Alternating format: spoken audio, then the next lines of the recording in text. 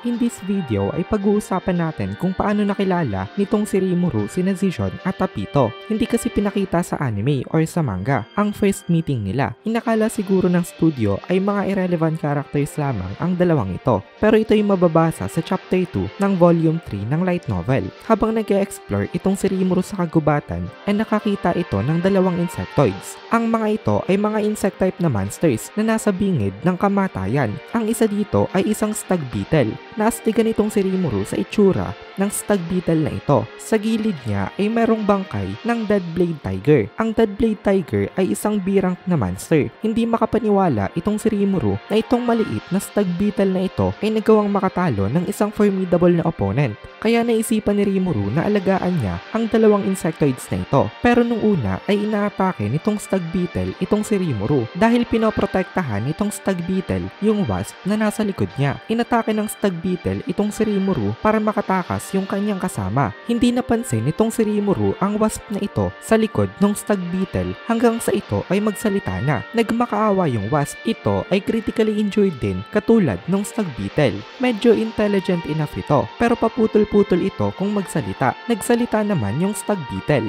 na bakit hindi pa daw ito tumakas. Hindi niya na daw ito kayang maprotektahan. Humihingi ito ng paumanhin dito. Maging itong stag beetle na ito ay heavily injured din dahil nga dun sa laban sa may Blade Tiger. Nagmakaawa itong wasp na protektahan daw sila nitong si Rimuru at dahil maawain itong si Rimuru ay tinanggap niya naman ang mga ito. Na-amaze itong si Rimuru sa ginawa ng stag beetle na kahit mamamatay na siya pilit niyang pinoprotektahan ang kanyang kasama. Kaya naman walang dahilan itong si Rimuru para hindi tanggapin ang ganitong klase ng monster. Then naisipan ni Rimuru na pangolektahin ng nectar ang mga ito. Ito na nga yung nakita natin na pre-provide ni Apito kay Rimuru na ginamit niya naman kay Milim. Mangongolekta ang mga ito ng honey in exchange for their protection. Parehas na kalahati na lang ang natitira sa katawan ng mga insectoid na ito. So binigyan sila parehas ni Rimuru ng kanyang cell tsaka ng healing potion and pinalitan ni Rimuru ng Magisteel ang missing parts ng kanilang mga exoskeleton. Napagaling niya naman right away ang dalawang ito at pinangalanan ni Rimuru ang cool-looking beetle na Zijon at ang wasp naman ay pinangalanan niyang Apito at simula dito ay naging subordinate na itong dalawang ito ni Rimuru.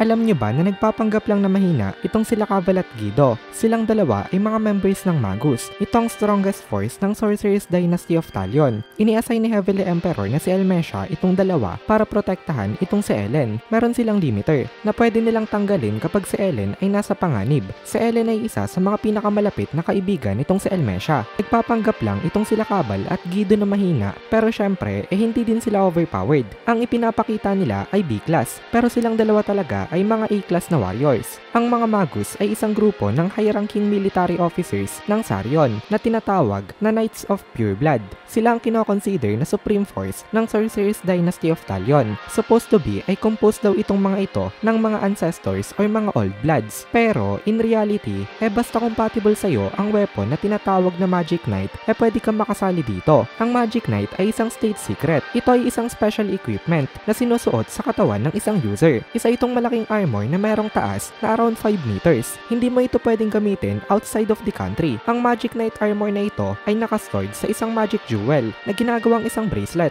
or necklace. Gagamitin sana nila ito nung nakalaban nila itong si Ifrit pero napagdesisyon na nila na hindi na ito gamitin kasi nga nandito naman itong si Rimuru.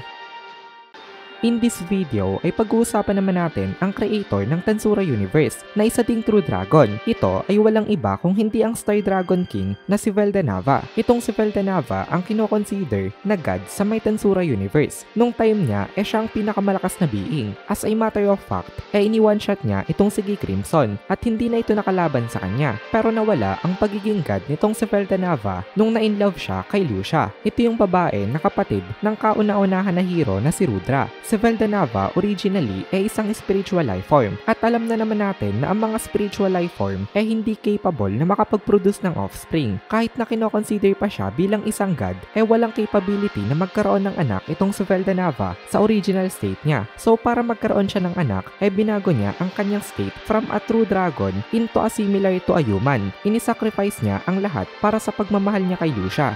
Since naging parang isang human itong si Veldanava, nagkaroon na ng limit ang kanyang life lifespan. At unlike true dragons, ay hindi na siya magre-resurrect once na namatay siya. Nagkaanak nga siya, which is si Milim, pero namatay naman silang dalawa ng kanyang asawa dahil sa isang terrorist attack.